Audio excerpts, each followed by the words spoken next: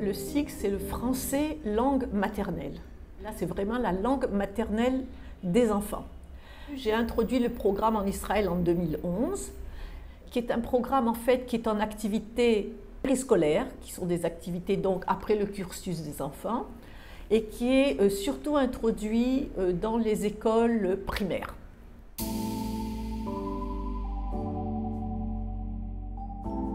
Chaque association a pris des chemins un petit peu différents dans le ludique. Il y a par exemple l'association Les Petits Fantastiques qui est à Modi'in pour intéresser les enfants à la langue française. Et il y a l'association de Ra'anana par exemple qui s'appelle le Jardin français de Ra'anana qui est allée vers le théâtre. On a maintenant une cinquantaine d'enfants qui font du théâtre avec nous, donc de 7 ans jusqu'à 16 ans. Effectivement, c'est très varié les exercices en fonction de l'âge, en fonction de leur niveau de français. À la fin de l'année, il faut un spectacle.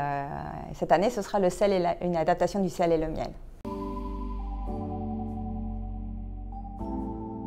Il y a une fédération que nous avons créée, qui est la fédération Flamme Monde, pour apporter justement quelque chose à ces associations-là. Claudie a pris la responsabilité du regroupement régional et dans ce contexte-là, elle m'a contactée pour proposer un programme, enfin un projet qui réunisse les associations de nos deux pays et ça a été une superbe opportunité de nouer des relations avec les enseignants d'Israël et de proposer une collaboration, un projet commun.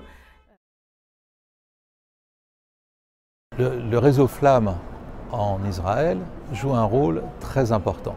Il permet aux familles d'avoir un enseignement en français pour leurs enfants, ce qui permet à ceux-ci de ne pas perdre la langue française, de ne pas perdre le lien avec la culture française et au fond de partager des valeurs communes, une approche commune et une histoire commune qui est une véritable richesse et qu'il serait dommage de ne pas en profiter.